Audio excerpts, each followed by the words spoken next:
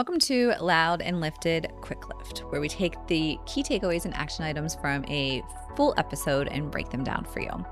Today, I want to pull the biggest takeaways from my conversation with Vanessa Vershaw, author of The Sisterhood Paradox, because this episode really gets to the heart of why I created Loud and Lifted in the first place. We talk all the time about the boys club, and listen, the boys club is real.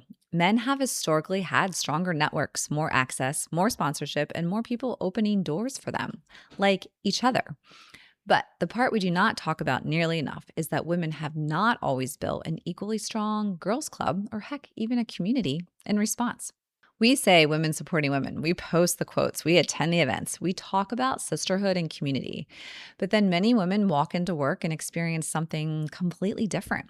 They are excluded, undermined, gossiped, even quietly pushed out by another woman. This is the sisterhood paradox. We assume women should naturally support one another because we understand many of the same barriers. But shared experiences do not automatically create healthy relationships, and sometimes the women we expect to support us are the very women making the climb harder. It's an uncomfortable topic, I get it, but avoiding it does not protect women. It allows the behavior to continue. So let's get into the key takeaways and what we can actually do with them. The first takeaway is that not every difficult interaction is bullying, but real bullying should not be minimized. I thought Vanessa made a very important distinction. Someone rolling her eyes at you once is not necessarily bullying. A coworker being rude in a meeting is not bullying. Someone disagreeing with you or giving you difficult feedback or simply just not even liking you doesn't make her a bully. Real bullying is a repeated and intentional pattern designed to isolate you, damage your credibility, or take you down. It might look like constantly leaving you out of important conversations, withholding information you need to do your job, spreading rumors, or recruiting other people to turn against you. And because women often use more indirect forms of aggression, it might not be obvious to anyone watching from the outside.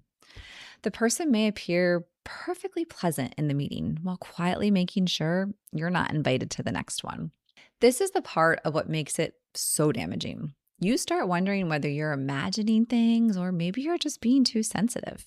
So the action item here is to stop evaluating the situation based on one isolated moment and start looking for the pattern. Write down what happened, include the date, who was involved, what was said, what information was withheld, and maybe even who witnessed it. You're not doing this because you want to create drama. You're doing it because you are in the middle of an unhealthy situation and your perspective can get cloudy.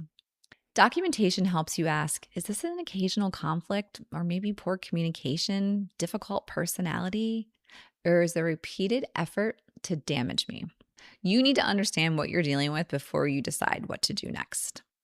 The second takeaway is we have to stop waiting until a situation completely destroys our confidence before we act. Women are very good at soldiering on. We tell ourselves we can handle it. We have dealt with worse. Maybe things will just improve. Maybe if we work harder or prove ourselves, the behavior will just stop. But staying longer does not make you stronger. Sometimes it simply gives the situation more time to wear you down. Vanessa talked about women who stayed until they were almost unrecognizable to themselves. Their confidence gone. They were afraid to speak up in meetings. They no longer trusted their judgment. By the time they finally left, they did not have the energy or the confidence to pursue their next opportunity. And that really stayed with me because we can become so focused on surviving the current job that we stop protecting the version of ourselves who will need to go find the next one. The action item here is to start building an exit strategy before you are desperate for one. This does not mean you have to quit tomorrow or dramatically throw your laptop across the conference room. I know that would probably feel kind of good, but it means you start creating options. Update your resume, reconnect with people in your network, pay attention to other opportunities, talk to someone outside the organization who can give you objective perspective. Then ask yourself a very honest question. If absolutely nothing changes over the next 6 months, am I willing to continue living and working this way? You may decide there's a conversation worth having. You may decide the situation can be improved. Or you may realize you have been waiting for someone else to change when what you really need is a plan to leave. The third takeaway is that supporting women does not mean blindly supporting women. Women supporting women does not mean every woman is automatically safe. It does not mean that every women's organization is healthy. And it definitely does not mean ignoring bad behavior because talking about it may somehow hurt the broader sisterhood. Real support includes accountability. It includes choosing communities based on their actual behavior, not simply their branding. Because some groups use the right language. They talk about community and empowerment and sisterhood and support. But the experience inside that room can be completely different. So, the action item here is to audit your circle. Think about the women's groups, professional organizations, and friendships you're part of. Do the women in those spaces genuinely celebrate one another when someone succeeds? Do they share information and opportunities? Can someone disagree without being pushed out? Do the leaders of the group live the values they promote? Or is the group supportive only when everyone stays in her assigned place? Pay attention to how success is treated. Healthy women do not require you to shrink in order to belong. Vanessa also made an important point that women-only spaces should not become your entire professional network. Women's groups give us connection and support, and that matters.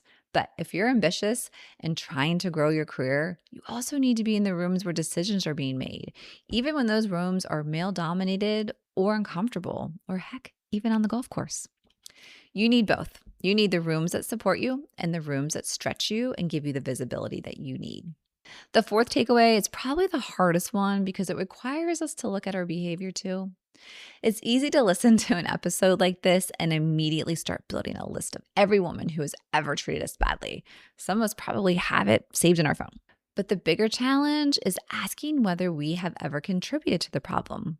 Have I excluded someone because I felt threatened? Have I ever talked about another woman's appearance, personal life, or qualifications in a way I would never do to a man? Have I dismissed another woman as too emotional, too aggressive, or too ambitious? Have I supported women publicly while competing with them privately? And have I stayed silent when another woman was being undermined because speaking up felt risky? This does not mean we label ourselves as bullies because we handled a situation or two or three poorly. Vanessa was very clear that bullying involves a repeated and intentional effort to harm someone, but awareness still matters. Most of us have moments we would have handled differently today. Of course, we're human. The goal is not perfection. The goal is making better decisions the next time. So the action item is to choose one behavior that strengthens the sisterhood instead of only talking about it. Give another woman credit in the room. Share an opportunity. Recommend her when her name is not already being considered. Interrupt the gossip instead of adding to it. Invite the woman who's being left out. And when you realize you've handled something poorly, own it. A genuine apology can do a lot more for women supporting women than another inspirational Instagram graphic.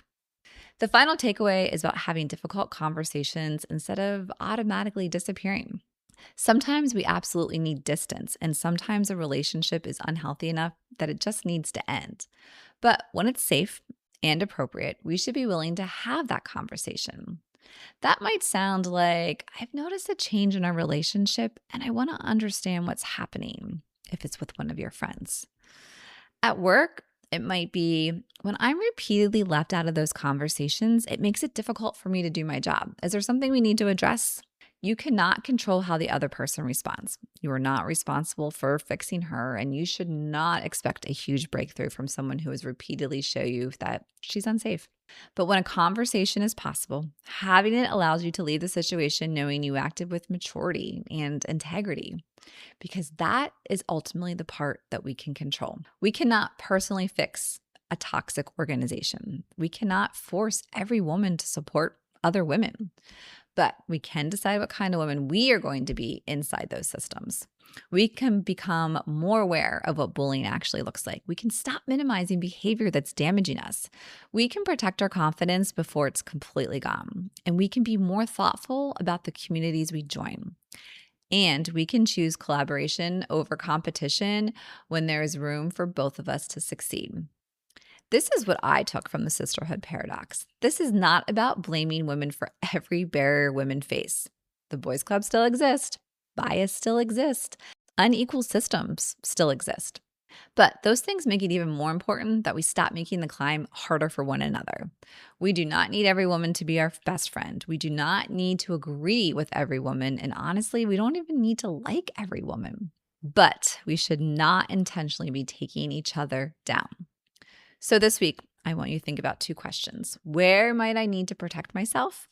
And where could I do a better job lifting another woman? Both matter because building a stronger girls club or community is not something we just want to say. It's something we have to choose to create through our conversations, our decisions, and the way we treat other women when no one is watching.